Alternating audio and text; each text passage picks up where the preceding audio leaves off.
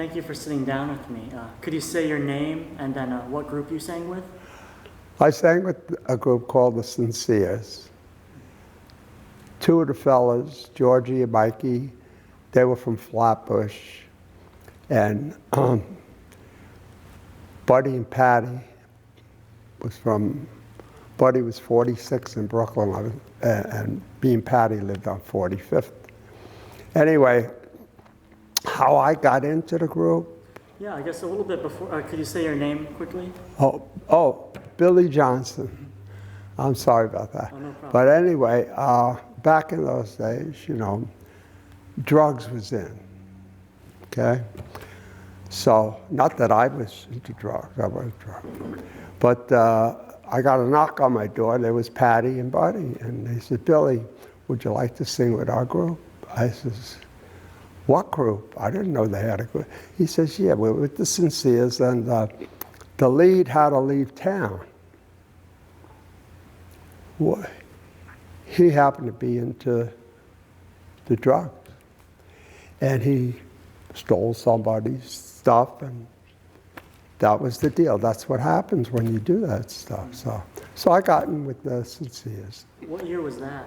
Maybe 1958, I guess, because we sang for a while, and then that's when the record company, the manager got us with the record company. Cool. So you're with the group now. You're invited by those guys. What did you guys do for rehearsing? Did you go to each other's houses or the hallways? Or? Sunset Park, up on 6th Avenue where the flagpole was.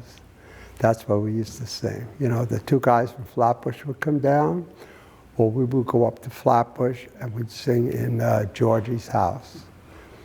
And that's how we did it, And nobody had a car back then, so we'd take the bus up, and they would take the bus down. So I guess, when you guys would meet up for rehearsals, what did those kind of look like? Like, what songs would you sing? What was that? What songs would you sing?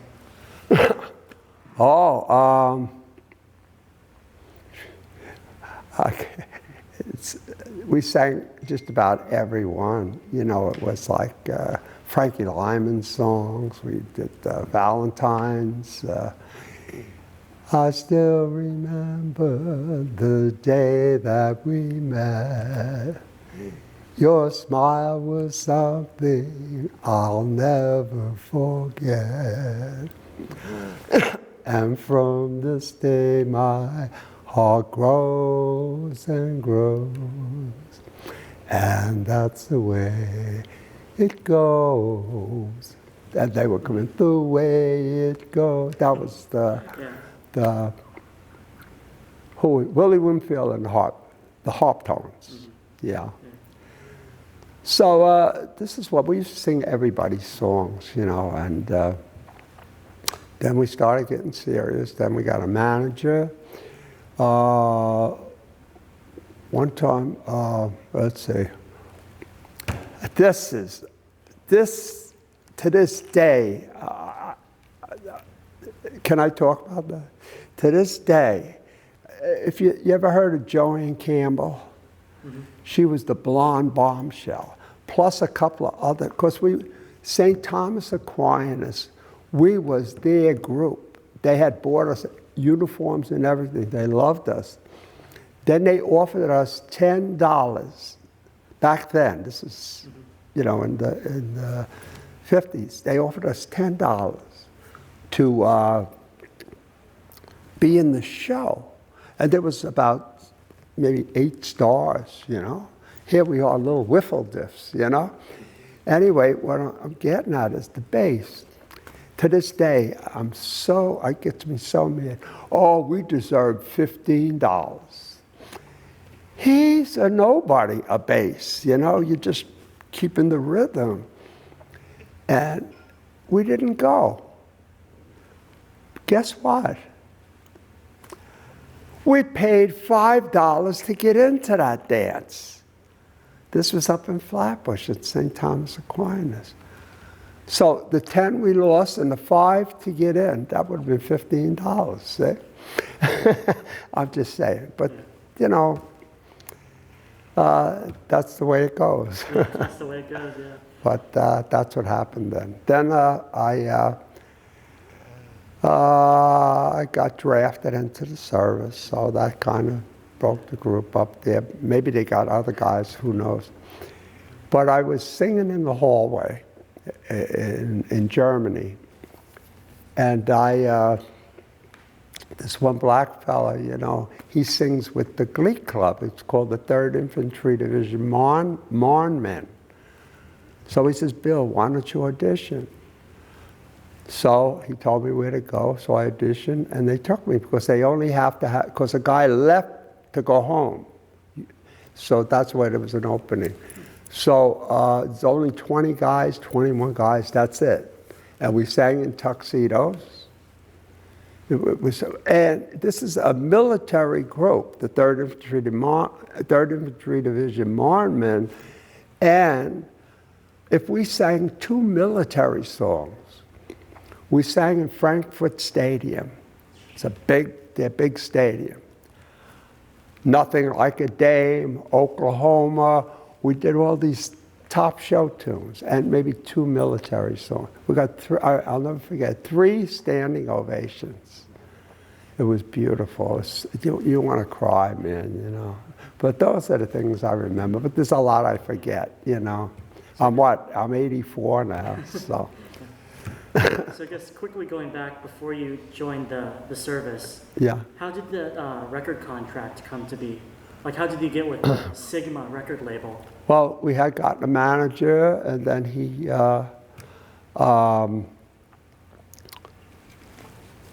finagled, or whatever you call it, got us to, we went to Manhattan, and we recorded it. I don't know the studio.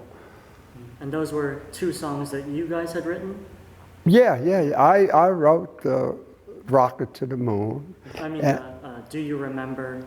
And then... Oh, I'm thinking of the second one after I'm sorry. Do You Remember? And Darling. Darling, I believe I was part of writing that song. And Do You Remember? That was the guys from Flatbush, they had wrote that song. And then, I guess you get to that studio for that initial recording session for Sigma. How was that experience walking into the studio for the first time? Well,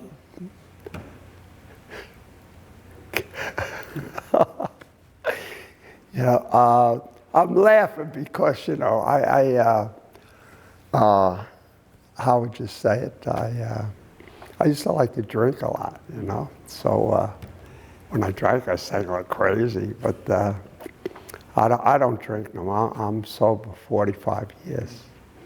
But the thing was, we went in there, and we were going to do Gloria. We were going to do Gloria then, you know, because the Cadillacs were the first group with it. We were going to do it, but then they decided to do Do You Remember? So it's a pretty song, you know. I guess, do you remember the reason why you changed it from Gloria to Do You Remember? Well, the guys wrote the song. You know, Gloria, everybody Everyone did that, yeah. sang. So Do You Remember? It's a pretty song. It's a love song. And all the songs back in those days, the girl left the guy. Because I have to say this. There's another group, the Sinceres, and they made Don't Cheat on Me. Yeah. And part of that song, his girlfriend left him, and he's saying to the girl, don't kiss him, don't kiss him. It's funny, you know, so, but that's, yeah. Plus I even went on Dangerfields. I tell jokes and everything, so I was on Dangerfields a little later on. Because the president of the union, he says, Bill, you don't deserve to be driving a bus. He he says, well, I'll take you to Dangerfield. So I went to Dangerfield the next day. I did get on the stage. It was 2 in the morning. The whole audience was gone. The waiters was just sitting down. But that's it. Plus, I sang at another comedy club. I know it's about the Doo-Wop, but my daughter says, Dad, in the papers, they want to know who's the funniest guy in Queens. I went to Manhattan, 179th Street, 7th, 18th, whatever, and 10 comedians. I come in second. After that, the guy told me, come next week, I'll guarantee you first. The guy who won first place, half of the audience was his friends. I guess that would help, right? Yeah. So that was that. But let's get back to the Doo-Wop. Yeah, I'm sorry. No, no problem. So I guess at that session, do you remember how many takes you had? Or like, of each song you did? That we had? Yeah, like how many times you had to re-sing the songs? Oh, yeah, we had quite a few. But we sang a lot of other people's songs, you know. But there was some other songs that were pretty good. I can't think offhand. It's just caught me off guard. Yeah, no So after you guys leave the studio, how long after did the record come out? After you recorded it?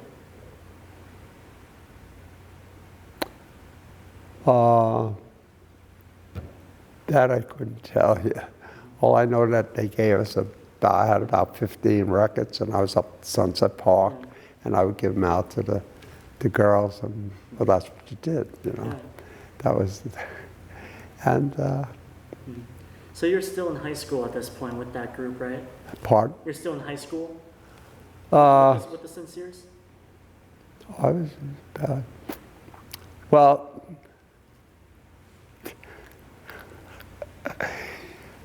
I like the game. I told you I just come back from Vegas. Anyway, I went to school on a maritime, on a ship in Manhattan. See, it was a maritime school. And I was in the back of the boat. We were playing dice. Believe it or not, I got kicked out of school for gambling. Really? Yep. That was it. Yeah. I got my GED later on, but I was a good kid. I wasn't one of the tough guys. I was just, all I did was want to sing. You know, you see, go up Sunset Park 6 nights a week. That was it. By the flagpole, 6th Avenue. Yeah. So it's. So with that that record out, did you guys do any shows? Because you mentioned that story where you almost did a show, but did you guys actually do any shows around New York? No, I don't. It was mainly in Queens. And like one time there was about 30 groups at the church, this church. They only wanted about 10 or 8 groups for their dance or whatever. And I sang with a group called the Baby Tones. And Baby was the lead singer. I was the second tenor. Or I was the first tenor, maybe. No, Spanky was the first tenor. But anyway, we, out of about 30, 40 groups, this was with the Baby Tones before the Sinceres, we got picked to be in the show, you know. And of course we were different. Everybody sang the same songs. We had different stuff, original stuff. But as you have it, back in the 50s, you had gangs. The guys they would wear their but out where we were auditioning. That's where the Renegades, I think that was their name. And they were trying to steal our coats. There was a pile of coats. Everybody had their coats there because there's tons of guys there. And One of the other guys in my group, Freddie, he didn't play around. He was a little guy, you know, maybe 5'8", but he had belonged to the 40th Street Midgets. That was the name of the group. and what happened was he told the guys, "What are you doing?" Blah, blah, blah. And a fight broke out. And I wasn't a fighter, but I ran and I went out. Bang. I was 1,000 feet tall. But we would have a great time at this dance, you know, because that's what we did. You sang at dances and stuff, too. So you sang at dances with the Baby Tones and then also the Sinceres? Oh, yeah. St. Thomas Aquinas, we was their group.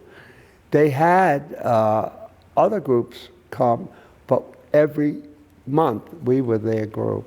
Like I say, they bought us uniforms, and I wish I had the picture.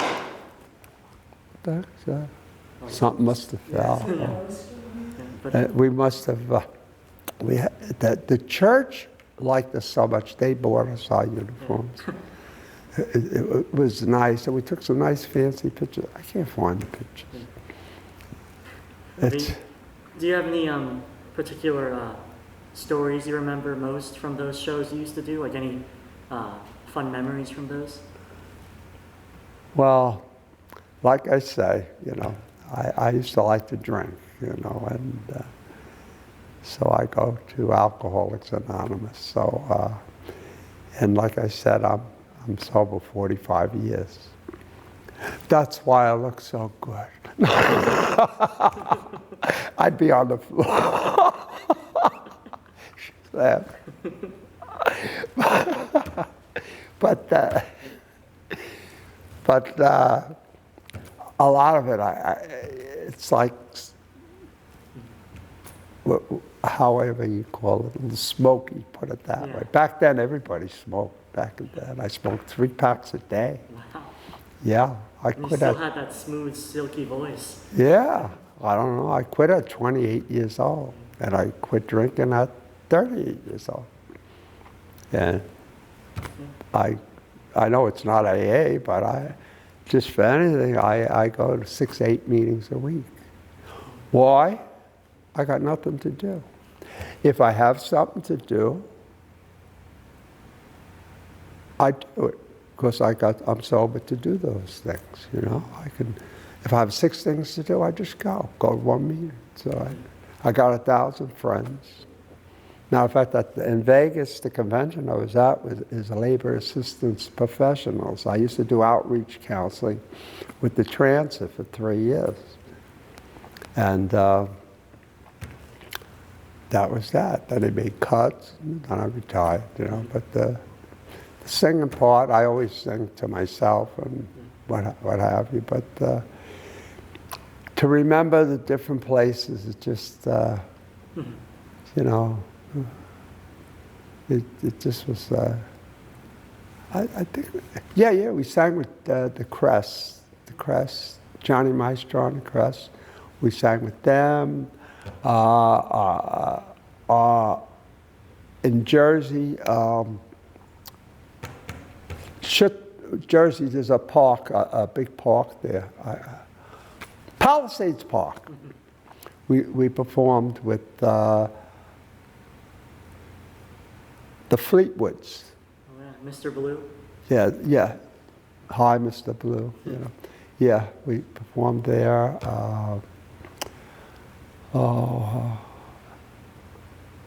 Trying to think, but it was just. Then the Beatles came. After I got it, I got that other group. I forgot what the name was. But anyway, that group. Well, you'll see on the CD, Your Wedding Day. Yeah. Such a pretty song, you know. So the story, I guess, with that group, you get out of the service now, and was that like an official group, or just kind of you guys just messing around, having fun singing? Which one? The one that the acetate you made with the Your Wedding Day. Oh. Yeah, that group. No, that was the guys on the block, 45th Street. Okay. between third and fourth, that was BB, Buddy, Patty, Josie, and me, Billy Johnsen. So you mentioned, yeah, it was 3 of the Sinceres. Right. And then plus 2 of the neighborhood friends? BB and Josie. Josie was the first tenor. Little Spanish fella. Wow, he can hit it, right? And BB was an arranger. He was good. And his sister sang like Barbara Streisand. So this guy, he was so good. You know, but, you know, the phone is going. You want me to pause it? It should stop. No, I just want to, there, and I'll put it down low. Okay, I'm sorry. Oh, no problem. Yeah. So I guess with that group, you said, could you say the story on how you guys made that record? Your wedding day? Oh, yeah. That one, like I gotta laugh. It was Saturday morning. Well, Friday night I was with the boys doing the thing, not singing, but drinking. Anyway, Saturday morning, it must have been 11 o'clock, 10 o'clock, and hey, Billy! I lived on the 3rd floor, you know, 45th Street, between 3rd and 2nd. Anyway, what's going on? And they said, we're going to make a record. Well, come on. So I just got rich.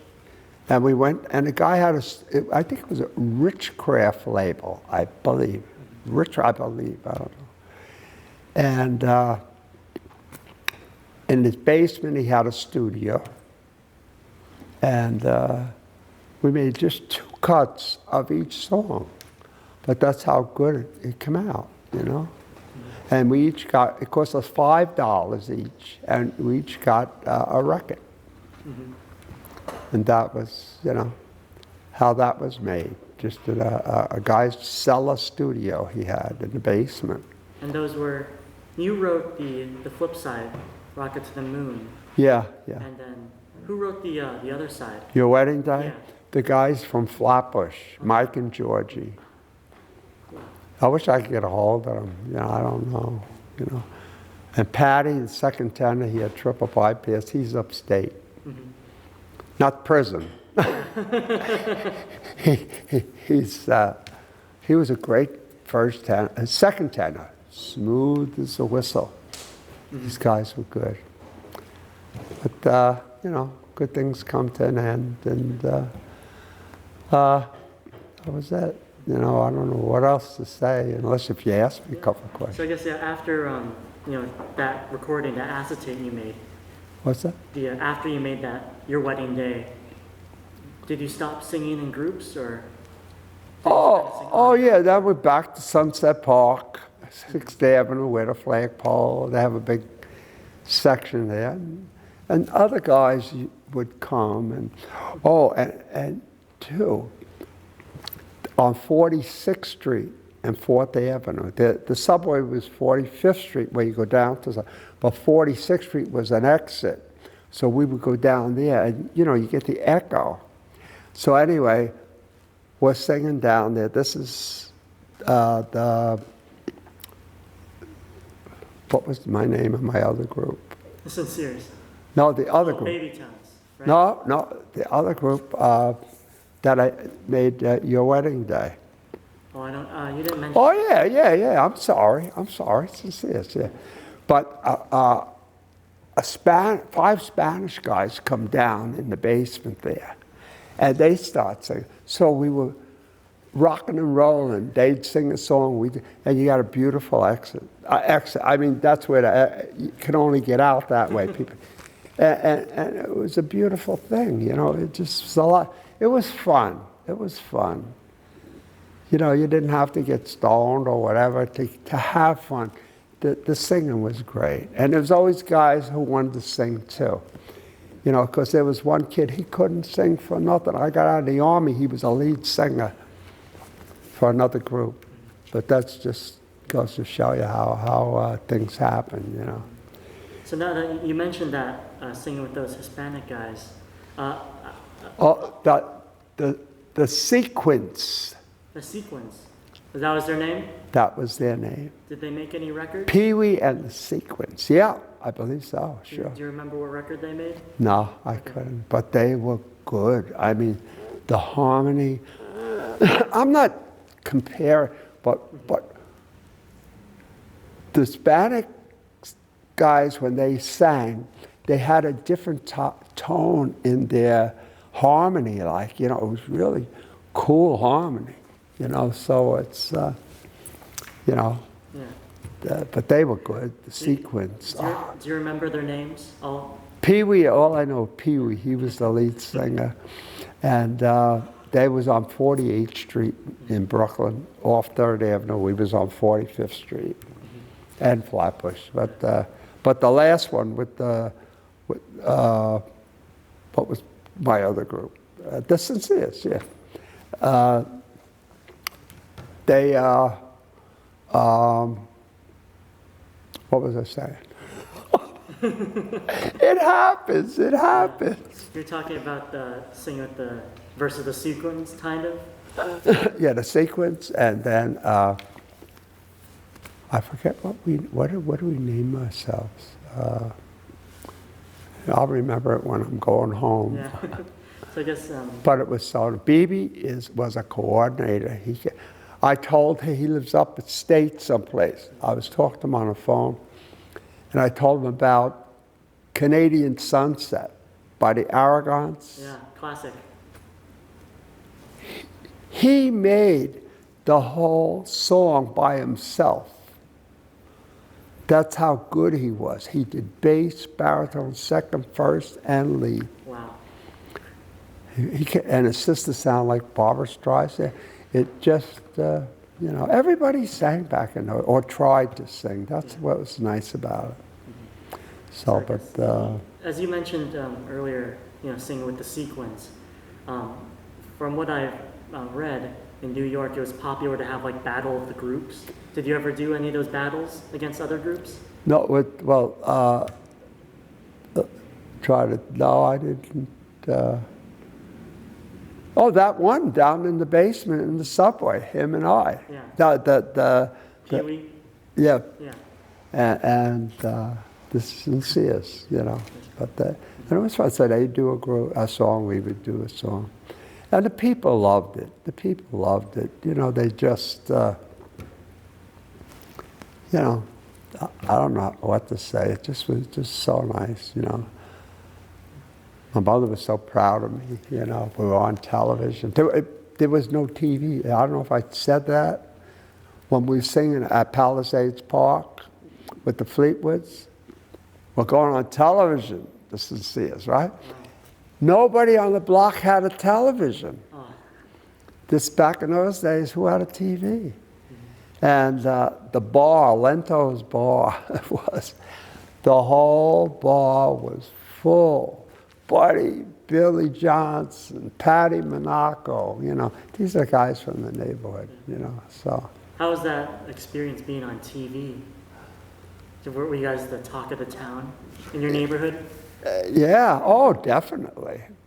And I remember, see, I always have a handkerchief with me all the time. And when we sang at Palisades Park, they had a commercial, a pizza commercial, and they gave everybody pizza. And as I went, somebody hit my elbow, I got pizza all over my face and everything. Oh, God. And I didn't have a handkerchief. I didn't have a napkin, you know. But eventually I got cleaned up. But, you know, but they're fun things, you know. Did you sing your record on TV? The Do You Remember and the Yeah. Darling? You sang those at the Palisades? Yeah. Wow. Do you remember? And Dollar. Mm-hmm. So I guess, you know, I've never heard of the TV show. Do you remember like what the TV show was?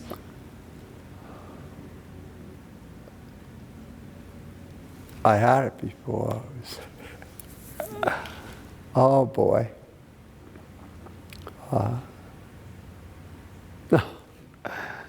Oh, boy. Can't remember. Well, no Maybe problem. I know, what was what was on the show? You were on the show with the, The one on television, yeah. huh? Palisades Park. And what was the question? I was just wondering what the name of the television show was. Was it Ed? Oh, like CBS or something? Yeah, like Yeah, that. Channel 4, I think it was, something like that. One of those major stations, yeah. Did it have, do you remember who was hosting that show? Not Covers and Brucey. This was before him, I think. Yeah. It's probably just some random guy. I knew his name, but I should have wrote all these things down, but No problem. things happen, you know, so. Next, I guess I should have asked this question a little earlier, but you know, when you're singing, who inspired you when you sang? To sing? Yeah, like who was your inspiration that you looked To up? start us singing? Yeah, Colgate toothpaste. yeah. I was 13, and I was crossing the street singing, brush your teeth with Colgate, Colgate dental clean. It cleans your breath for the toothpaste, and it cleans your teeth. And another guy heard me singing it. He says, hey, we're singing with some guys in my house, you know. Tonight, you come on and sing with us. So I thinking, you know, 5 guys, you know. There was 14 guys. Everybody singing.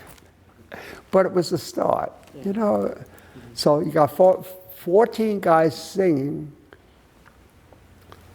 not out there hanging out, and you know what I mean. Like they were being good guys, you know. So that was good, you know. So Yeah. So I guess once you're in the Sinceres, right? Was there any particular singers that you looked up to, like that you wanted to like kind of emulate when you sang? oh well, Johnny Maestro, he's number one. But Willie Winfield and harp tones. What is it? And then even now, when I used to go to Schützen out in Jersey, they have it every Labor Day, they have a Doo-Wop, a 50s thing. And I still remember the day that we met. We used to sing that song, me, Tommy Swift, oh, he sang with quite a few groups, plus an a cappella group, if you ever heard of the Valentinos.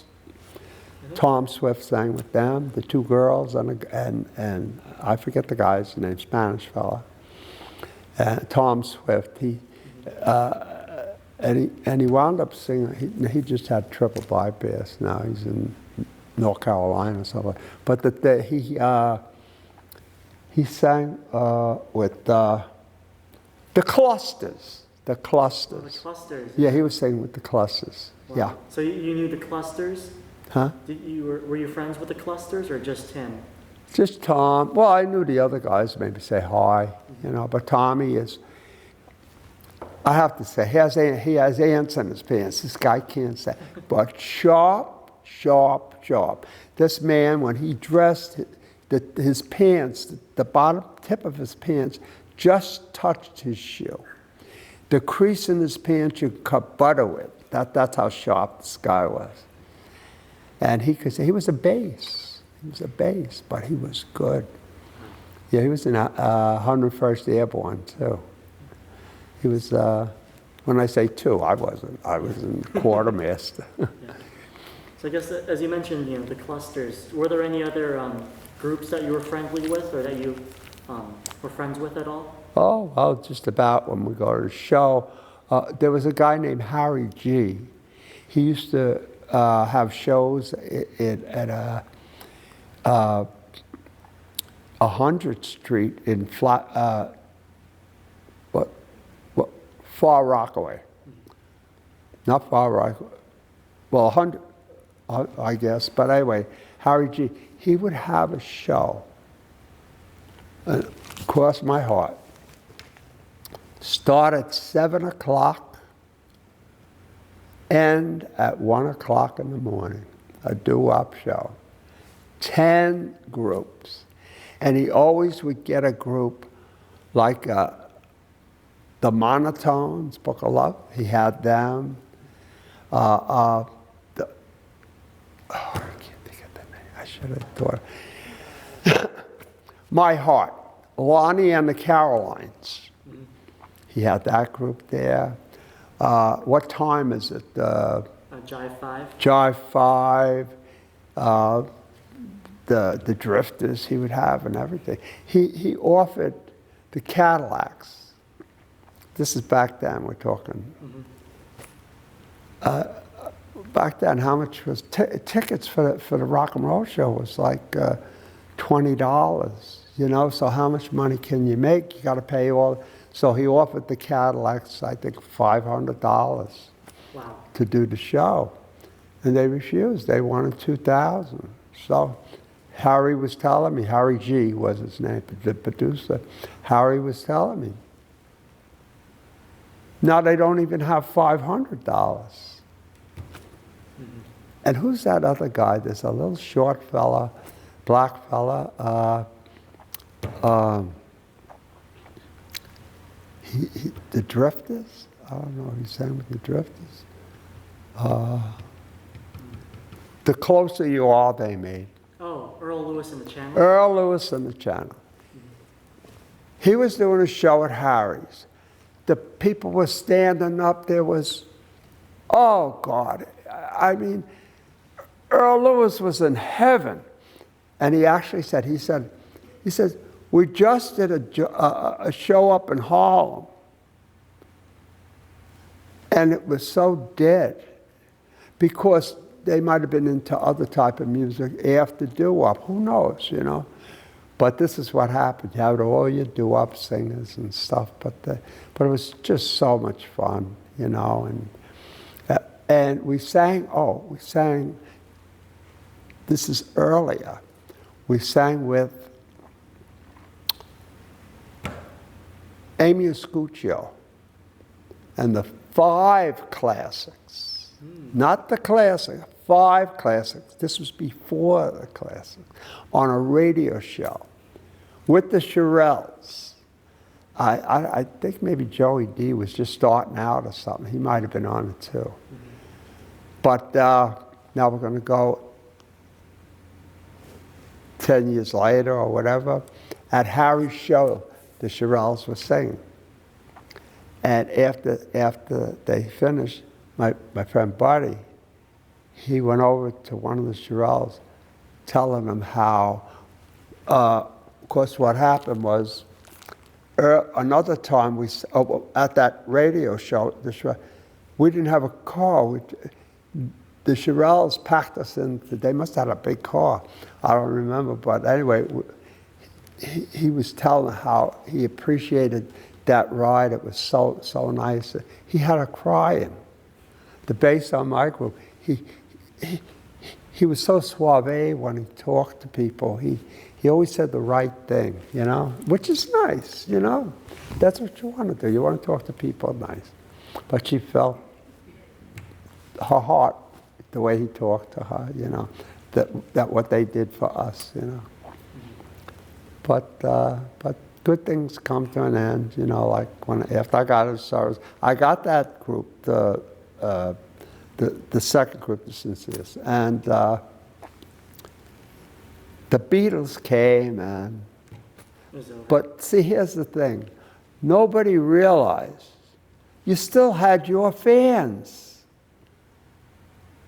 you know, and that's it. Well, I know if you noticed the chip that I gave you here, I still got another one here.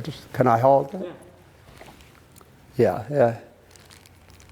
Here's my Doo-Wop of the Sinceres, 1959. Anyway, I forgot what I was going to say.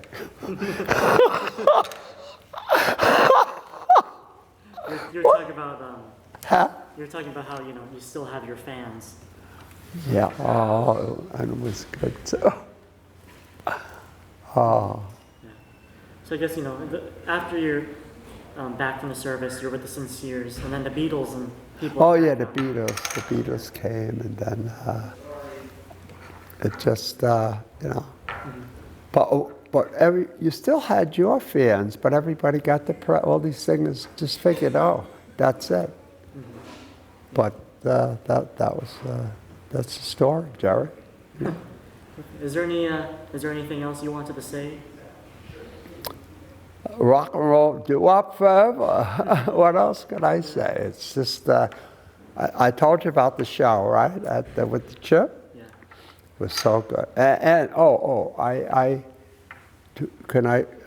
give out, I'm retired from transit, you know, but I have a part-time job at Costco giving out samples. I always have a pocket full of chips. See, I order these chips from Vegas. I mean, not from Vegas, well, he was in Vegas, but now he's in that hot state, I forget what it is. But anyway, I'm still in touch with him. Like now, these chips here, I just got them yesterday. I order 200 at a time. And I give them out to people. I got a plan. My plan is to bring Doo-Wop back again. And I tell the kids at Costco, the guy is 6'5". He's a grandfather. I gave his little granddaughter, 4 years old, a chip. I seen him the next time. He says, Bill, she's not letting go of that chip. And then I give it out to teenagers at Costco. I give them out to my age people, you know, and they're all in heaven. And plus I tell them a couple of other Doo-Wop songs. And this way, hopefully they'll get back in and tell friends, show some friends. And then here's the best part. Here's the best part. I tell them, see the guy in the middle? That's me, right? Okay.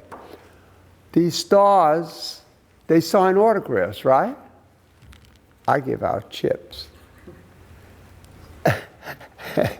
It's a fun thing to say. And I'm happy doing this. I don't drink. I don't smoke. So I have a couple extra bucks. So I call up Chris, this guy in Arizona he is. And like I said, I just got these chips. I got 200 chips.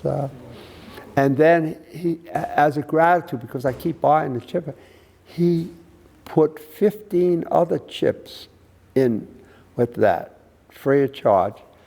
And the color, see, this is green. Every different color of chips that he's made. So he put it all, every different one with the group on it. So I'm going to get a frame and put them all in it. So, you know, but it's so nice. It just keeps me alive. I don't listen to the news, nothing in the radio. I have a CD player. I got a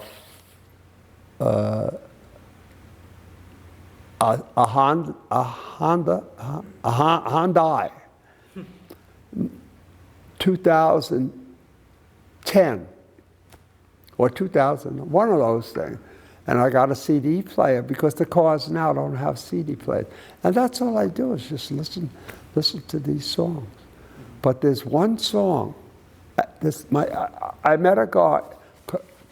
Let's see.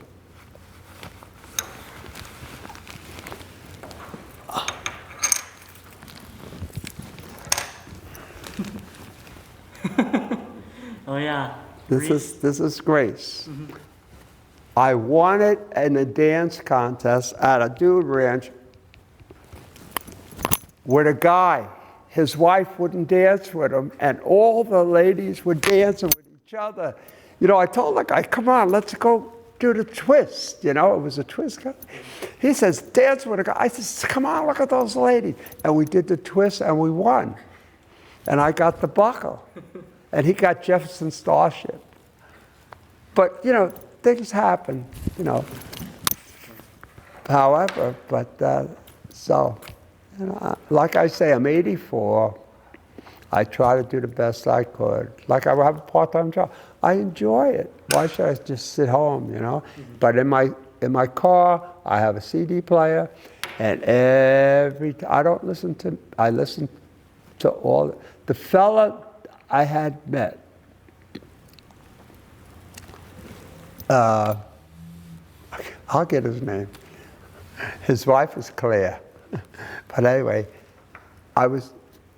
Clovis was out.